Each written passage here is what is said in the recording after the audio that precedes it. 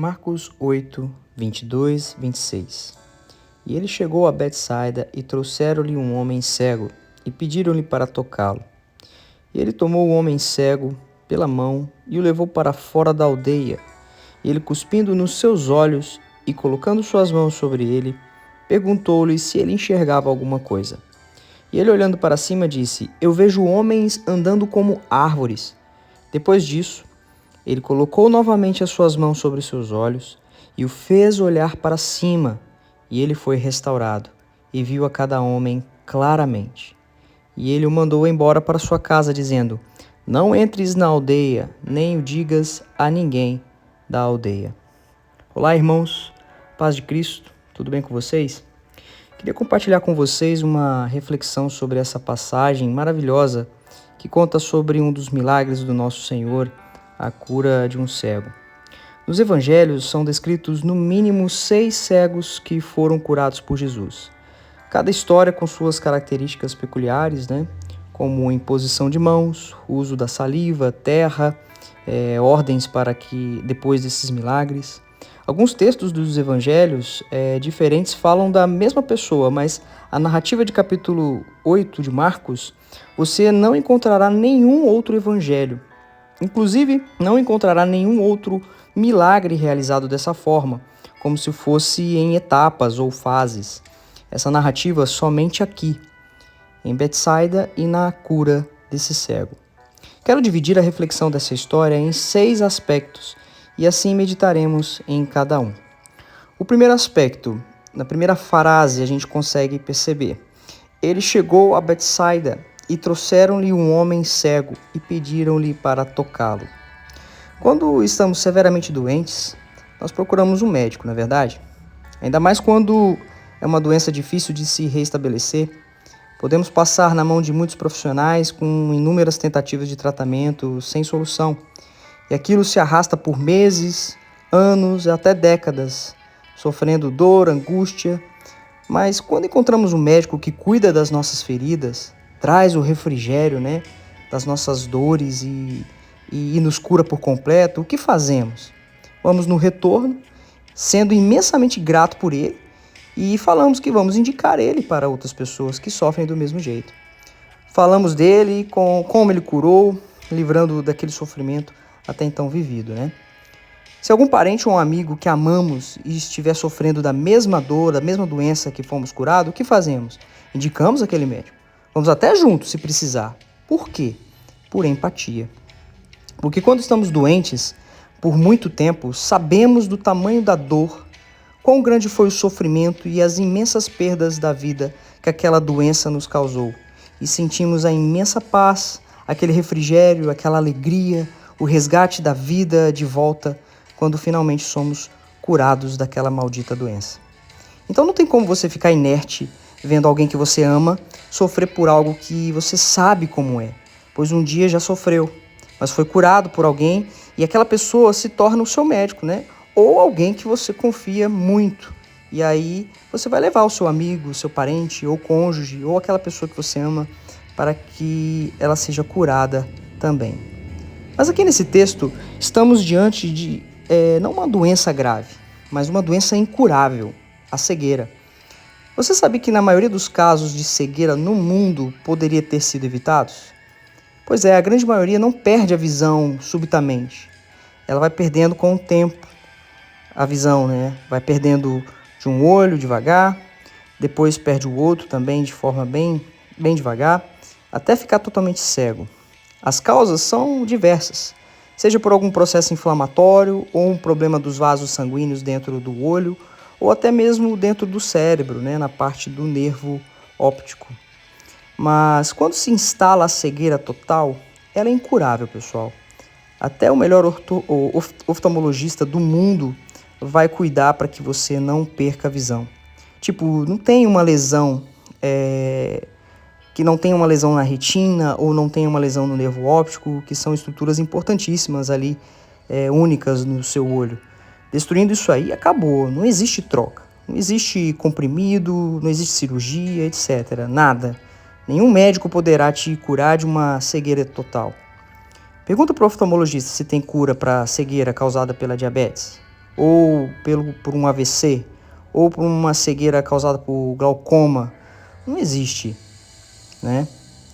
E como é que é a vida de uma pessoa cega?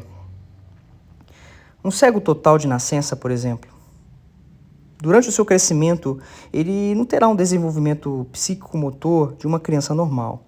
Ou seja, ele vai precisar de treinamento intensivo para andar, para se levantar, se sentar, se deitar, se alimentar.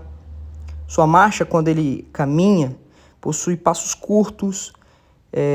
O seu apoio das pernas no chão são com base mais largas, né, alargadas. Pode ter dificuldade de equilíbrio, alteração de direção, né? E sempre precisará de apoio para saber onde está indo. Precisa de uma adaptação do modo de navegação, porque sempre precisará de algo para que seja seus olhos, né? Pois foram perdidos. Utilizará os braços e as mãos para saber o que está na frente, dos lados, em cima, embaixo. Vai usar uma bengala para tocar as superfícies do chão e adiante quando caminhar, pois o seu tato estará mais sensível ao toque e também o sentido da audição estará mais sensível ao barulho do chão ou de objetos que possam ser obstáculos. Mesmo com todas as adaptações, sempre vai precisar de alguém para auxiliar em caso de alguma atividade nova ou obstáculo novo, né? São pouquíssimos que conseguem criar independência. A grande maioria, principalmente os mais necessitados, vivem uma vida miserável, necessitando de compaixão, empatia do próximo. E ele chegou a Betsaida, trouxeram-lhe um homem cego e pediram-lhe para tocá-lo. Nessa narrativa, vemos pessoas que se compadeceram da situação daquele homem e ouviram falar sobre Jesus e o que ele é capaz de fazer, curar o incurável. Ao ouvir que alguém poderia trazer cura de algo incurável, por si só já é uma maravilha. Até hoje nos maravilhamos quando lemos a palavra de Deus que alguém curou o incurável, com um simples toque de mãos. Curar a cegueira é impossível até nos dias de hoje. Não existe na medicina a cura da cegueira. Por compaixão e empatia, as pessoas pegaram aquele cego e levaram para Jesus, que tinha chegado em Betsaida, e pediram para que tocasse nele. Ouso dizer que algumas daquelas pessoas não só ouviram falar de Jesus, mas também foram curadas por ele, de suas mazelas incuráveis, das quais traziam dor, sofrimento, morbidade, mas receberam a paz, o refrigério, a alegria, a sua vida de volta, quando foram tocadas por ele, quando foram curadas por ele, quando foram transformadas por ele. Jesus Cristo não é médico, ele é o que é o grande eu sou, o verbo. Das palavras da tua boca vem a criação, por isso é possível a cura, porque ele é assim, como o oleiro e nós o barro. Do barro quebrado, ele é capaz de fazer um novo. De uma raiz seca, ele pode florescer de novo e espontaneamente. Assim como no princípio ele disse para a escuridão, haja luz e houve luz. Que geração, né? Abençoada ao receber o Deus encarnado, onde ia juntava as multidões, não apenas para fazer milagres, mas para transformar, resgatar vidas, como um pescador ao tirar peixes do mar. Ele chegou em Betsaida, que significa casa da pesca. Aquele cego foi levado como um peixe por seus amigos para ser pescado por Cristo. Nesse primeiro aspecto podemos fazer comparações. Primeiro, quem poderia ser eu nessa história? Faço parte daquelas pessoas que levam os cegos para Cristo? O texto diz que aquelas pessoas levaram o cego e pediram para que Jesus tocasse nelas. Então, eu concluo que elas sabiam do poder do toque de Jesus em suas vidas. Eram testemunhas de que Cristo podia fazer e tinham plena convicção que faria o impossível. Portanto, sou alguém que fui curado por Jesus? Se fui curado das minhas mazelas incuráveis, então faço parte desse grupo de pessoas que receberam a paz, a alegria, a transformação de vida de algo incurável. Um cego, por exemplo, não tem como continuar vivendo de forma miserável como antes. Toda a sua vida é transformada. Não se levanta da cama como antes. Não se limpa como antes, não se anda como antes, não se alimenta como antes. Aquele que enxerga não precisa de ajuda para se desviar dos perigos, mas agora é capaz de ajudar alguém na mesma condição em que ele estava. e, impelido pelo amor e compaixão, levarão outros cegos e doentes para serem curados por Cristo. Se digo que fui curado por Cristo da cegueira espiritual da minha vida, do caos, da escuridão onde eu estava, mergulhado no pecado onde eu estava, e não tenho empatia e compaixão por alguém que está na mesma condição que eu estava, então eu estou sendo mentiroso sobre a minha cura, até para mim mesmo. 2 Pedro 1,9 diz: pois aquele a quem estas coisas não estão presentes é cego, vendo só o que está perto, esquecido da purificação dos seus pecados de outrora.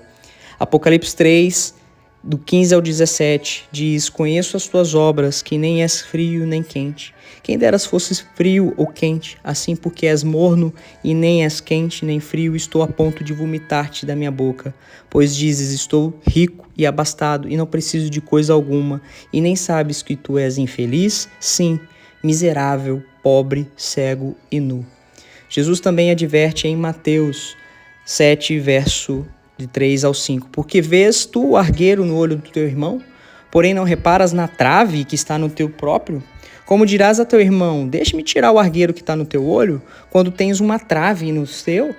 Hipócrita, tira primeiro a trave do teu olho, então verás claramente para tirar o argueiro do olho de teu irmão. Se eu fui curado e transformado por Cristo, não vivo como antes, mas Cristo vive em mim e vivo uma nova vida. Antes estava na escuridão, agora ando na luz e vivo na luz. Como alguém viver na luz e não querer libertar os outros da vida miserável, das trevas? Não digo nem das pessoas desconhecidas, eu digo de pessoas que conheço. Quando sinto alívio e alegria na transformação dentro de mim, como não desejar isso e levar para as pessoas que eu amo? É incoerente viver dessa forma.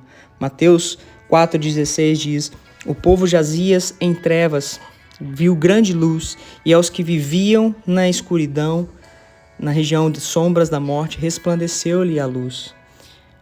João 9,5 diz: enquanto estou no mundo, sou a luz do mundo. Em João 12,46 diz: eu vim como luz para o mundo, a fim de que todo aquele que crer em mim não permaneça nas trevas. Portanto, irmãos, vamos viver como luz, assim como ele ordenou. Ninguém coloca a lâmpada da sala de estar debaixo de um cesto ou uma caixa. Coloca-se no centro e no teto, para que o ambiente seja iluminado e todos possam ver. Se você possui Cristo em sua vida, não tem como isso não ser evidente para as pessoas que estão em sua volta. Ou então eu posso ser o próprio cego sendo levado para ser tocado por Cristo. O cego, para ser curado, se submeteu e confiou nas pessoas que conduziram a Jesus. Você que está ouvindo este áudio e sabe que está cego, que está numa escuridão, não sabe para onde ir, o que fazer, está clamando por uma luz, mas não sabe ainda o que é Jesus, saiba que tem pessoas clamando por você nesse momento. Tem pessoas dispostas a te dar a mão e te levar para Jesus, como aconteceu com aquele cego que foi levado para Cristo. Deixe também o seu coração e você mesmo ser levado para Cristo. Entregue para Ele toda a sua dor, todas as suas mazelas do fundo do seu ser, que em nome de Jesus Ele te livrará das trevas e das cadeias de onde você está e te levará para a luz e a liberdade com Ele no seu coração e na sua vida. Que Deus abençoe a todos e até a próxima.